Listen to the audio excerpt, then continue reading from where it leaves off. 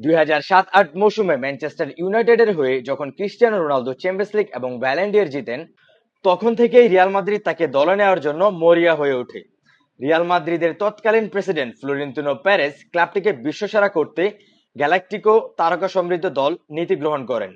এই দল বদলের পেছনের মূল ভূমিকা পালন করেছিলেন ফুটবলের ইতিহাসের অন্যতম প্রভাবশালী super agent Jorge Mendes.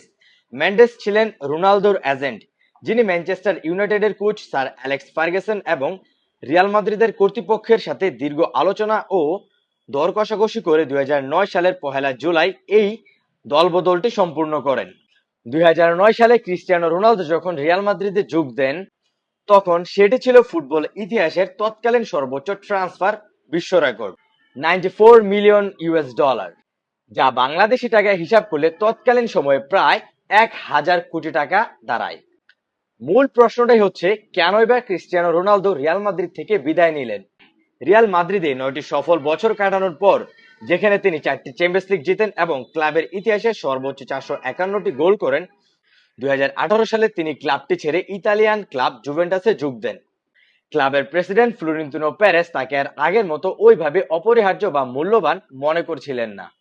Perez তাকে কেবল একটি ব্যবসায়িক চুক্তি হিসেবে দেখেছিলেন, যার ফলে ক্লাবের ভেতরে রোনালদো একান্ত্রিত অনুভব করতে শুরু করেন। নতুন চ্যালেঞ্জের খুঁজে রিয়াল মাদ্রিদের হয়ে সম্ভাব্য সব ট্রফি ও রেকর্ড জেতার পর রোনালদো নিজের ক্যারিয়ারের নতুন একটি লিগে নিজেকে প্রমাণ করার চ্যালেঞ্জ নিতে চেয়েছিলেন। বেতন ও চুক্তি নিয়ে অসন্তুষ্টি তৎকালীন সময়ে লিওনেল মেসি বার্সেলোনা এবং পিএসজিতে নেইমার জুনিয়র যে বেতনটা পাচ্ছিলেন, সেই তুলনায় রিয়াল মাদ্রিদে ক্রিস্টিয়ানো রোনালদো তুলনামূলকভাবে কিছুটা কম বেতন পাচ্ছিলেন। রোনালদো যখন চুক্তি এবং বেতন বাড়ানোর দাবি জানান, পেরেজ তাতে পুরোপুরি রাজি হয়নি, যা ক্রিস্টিয়ানো রোনালদোর মান সম্মানে আঘাত এনেছিল।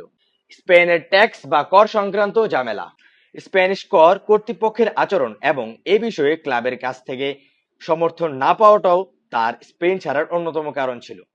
শেষ পর্যন্ত 2018 সালের জুলাই মাসে রিয়াল মাদ্রিদের প্রতি নিজের কৃতজ্ঞতা প্রকাশ করে 112 মিলিয়ন ইউরো, যার মধ্যে 100 মিলিয়ন রিয়াল মাদ্রিদ পেয়েছিল, ট্রান্সফার ফির বিনিময়ে তিনি জুভেন্টাসে পাড়ি জমান।